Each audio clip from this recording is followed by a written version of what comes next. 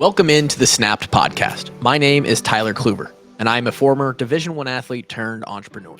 I run my own fitness and nutrition coaching business, as well as a sports media brand that produces podcasts, sells merchandise, and creates exclusive paid content. The fun part is I don't really know what I'm doing as a business owner. I'm just figuring it out day by day. This show, Snapped, acts as an audio journal for my thoughts and ideas on fitness, health, business, mindset, and whatever else I find important on the pursuit to personal happiness and a balanced life. I hope you can take something from the show that makes your life a little bit better. And regardless, I'm just happy you're here. Let's have a day. Let's go.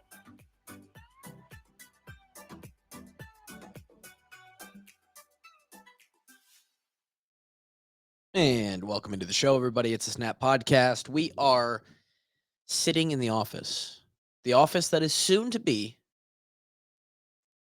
turning into a legitimate podcast studio. And it is not because I'm going to be rearranging what I have around me here, this beautiful sign. Maybe we'll figure out the lighting on this washed up walk-on sign behind me.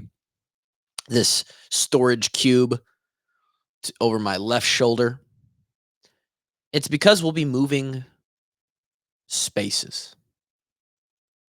The Kluver family, me, myself, my wife, and my 16-month-old daughter will be moving houses soon. Claps for me. We bought a house. In this market. I know. You're calling me a dumbass already. Dude, what are you doing? 7% rates? It is what it is. We missed out. We missed out on the COVID times. And this is not where the podcast was originally going to go. We'll get to a few things in a second, but maybe we'll talk about this for a second, because in the intro, I do say that this is a business and mindset and entrepreneurial podcast. And so as a young adult, let's talk about the home buying process for a second. My wife and I have been looking for houses for a little over a year. However, if I would have known how much a rate, and I know this sounds absolutely dense, just completely dull to someone who knows how this works. It sounds that way to me now that I know how things work. But if you guys don't understand it, let's do a very, very brief, superficial, scrape the surface thing here with the home buying process and how a mortgage rate can affect your monthly price, monthly payment, the amortization chart of your mortgage and your principal and interest over the course of a 30-year mortgage. We dial back the clock. If you're at all in the know of what happened with the country and how we had a very quick crash of the stock market. It bounced pretty good, pretty quickly, but the economy, the infrastructure of our society, we had some fluctuation around the pandemic stuff, right? And part of that was the housing market. So what happened was, and I don't know, I can't confirm this, but this is just my guess. We'll get to the important part in a second. But what happened was COVID hit. So that's tough times on everybody, right? Tons of people getting laid off, the economy dipping a lot. I'm pretty sure the government goes, okay, well, we need to do something to stimulate the economy. We have to manually sort of integrate some things so that our economy can bump up a little bit, so that people are spending money. Because obviously that's a good thing for the government, who's a bunch of crooks anyway. So in addition to stuff like those stimulus checks that we all got, thanks a lot, they do stuff like lower rates. With lower rates comes more interest in potentially purchasing a new home. Why would that be? Well, let's compare it to what the rates are now. The rates have risen from 3-4 years ago in 2020, 2019, 2020, from around 2.5, 2.75, 3%, let's call it, to 7%. They've more than doubled. What does that do for the price of a home? Or I guess it's not so much the price of the home, but it's what your monthly payment ends up being. It does do stuff for the price of homes as well. When the rates are lower, housing, the general housing, relative housing prices go up, right? So the same house in a 7% market is going to probably, the market's probably going to calm down a little bit on that. Let's call it a $400,000 home versus back in COVID times, because it's a give and pull here. There's a peak and valley, the cause and effect. Because those rates are now so low and the rates are what's affecting your monthly payment, the housing price jumps up a little bit because there's way more demand. So, um, so the supply has to recorrect so that they can get the most out of their money, right? Whatever. So a $400,000 house at a 2 or 3% rate, you're going to be paying, I don't know, somewhere between $1,500 and $2,000 a month. At a 6 to 7% rate, you're going to be paying, and obviously the property taxes and your insurance factor into this as well, and those aren't affected by the mortgage rate, but you're going to be upwards of a total payment of 27, 28, potentially upwards of 3,000. I mean, we're talking about almost double. The rate doubles, so does the payment, essentially, on the same priced home. I was completely unaware of this. Back when, so I'm going to turn 30 years old this year. And, so we've been in this townhouse for 7, 8 years now. Obviously, on the back of our mind, this entire time that we've been here is like, eventually we're going to move into a home. And it was probably about 4 years ago when I started to, or maybe I was just, again, naive to it. And I thought, we would generally, the wife would look at Zillow, a home would come across and be like, oh, that would be a cool house to live in, or this would be cool to have in our future house. And you look at the estimates on a monthly payment on these houses that are within our price, or within our monthly payment range, within our monthly budget. And then all of a sudden you kind of like don't pay attention for a while. The rates start to climb back up. I think the rates got as high as 8% last summer. And you start to see that same monthly budget on homes that are 100, 150, $200,000 less in purchase price. Do you know, and granted, sure, yeah, some of that is market correction, a little bit, inflation, whatever, the appreciation of home value. But dude, legitimately, if we, based on our situation, anybody's situation, basically, if it was 2020 and I had a 2 point, we were somehow able to get a 2.5 or a 2.75% rate on a home instead of the high 6 rate that we're most likely going to get on this new purchase that we just made, we would quite literally be able to buy a house that has the price tag value of about $200,000 more. And over the course of your 30-year mortgage, you're with a 2.5 rate or a 3% rate, you're going to pay, I'm pretty sure, way less money than we're going to end up paying on the $200,000 less price and the 7% rate.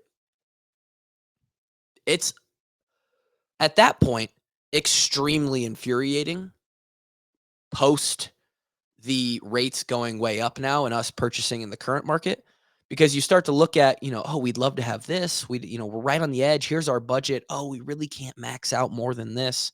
And it's like, man, if the goddamn rates were just give us a percent, give us 2%. I'm not even asking for 3%. Give me 5%. And we'd be able to get everything we want. And I know it's like that. It's like, it's greedy, right? It's a first world problem. There's a lot of people who don't even have a fucking home, or there's people who are they're not nearly in the same financial position, but it's like, hey, it is what it is. If I would have just been smarter, if I would have been more in the know and understood and researched how housing worked a little bit better, I would have said, "Hey, we're getting out of this place. We are buying a house right now in 2020, 2021 because these rates are too they're too good to pass up." And I knew nothing about it. You know how much more you can get for $200,000 in a home? I mean, we'd be living in a goddamn palace. So there's my 10-minute rant on that. Welcome to fucking home finances 101. Anyway, we bought a house. Daddy's gonna have an office. Daddy's gonna have his own office, and we're pretty excited about that. It's in the basement, which is finished.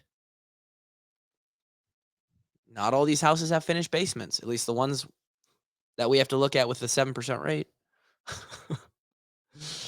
It's a perfect little basement that's finished. It's got a guest bedroom in it, and on the other side of the basement is literally a ready-made office that is the perfect size. I will be able to deck this thing out and completely personalize it.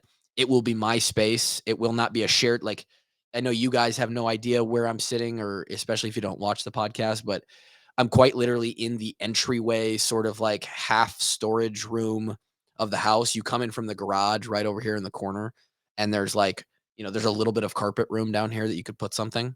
I think technically, like some people might use it as a bedroom. Some people use this closet behind me as their laundry. I'm not sure what goes down here in these townhouses, but for us, it's the inversion table and it's the Echo bike and it's some storage behind me and then my office setup. And I'm cramped in here.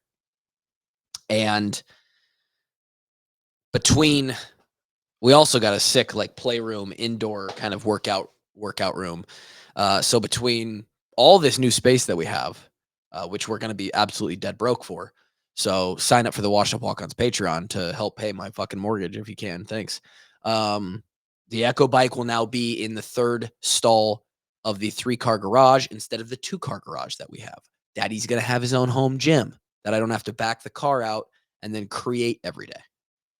You can imagine how excited we are about that. Daddy's getting a home, and I know I'm saying daddy, and that may make some of you uncomfortable, and that's okay, but I am a daddy, and in this sense, I'm also calling myself daddy because it's derogatory and it gets people going. I'm gonna have a home gym, third car, third stall garage gym where I can actually like get a squat rack, dude. A squat rack. I don't have to squat on 2x4s that are in cement buckets, Home Depot buckets. Sick. I can throw the Echo bike out there, the inversion table and the Peloton that are now split between this weird space down here and our guest bedroom. They're going to go into their own dedicated, you know, basement workout room. The office is going to be. You think you think I'm not going to paint the office black, dude, and put sound panels in there and make it a real podcast studio? You're out of your goddamn mind. So we're moving up. The bank account's going to say 0, but we're moving up, right? You got to spend money to make money, right? Leveling up, evolving like a Pokemon. This is a birth right here. This is a rebirth. I am Squirtle, and we're evolving into a war turtle or a war turtle. I don't think there's a U in there. I think it's an O. I am a Charmander.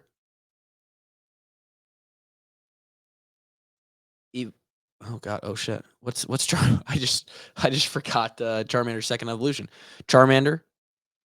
Charmeleon? All right. I know none of you care.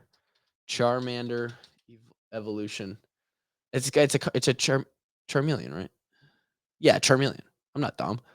Charmander, Charmeleon, Charizard. I'm going to that second evolution, right? Bulbasaur, Ivysaur. No. Jesus Christ. Um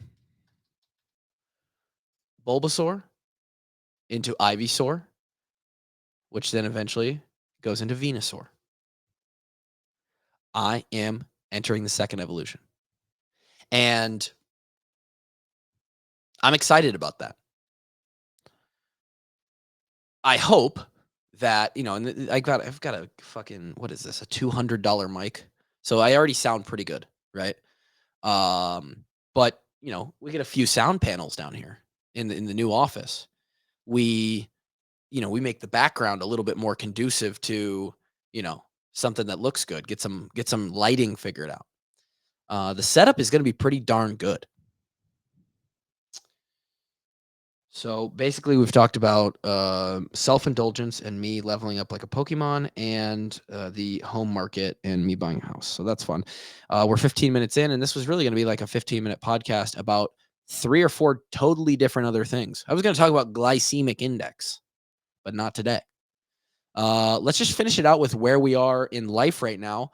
My core is absolutely destroyed, and I'm going to give you a recommendation or maybe a not a recommendation, depending on if you have back issues or not, for a movement. Um, Obviously, we're 2 weeks past the open now.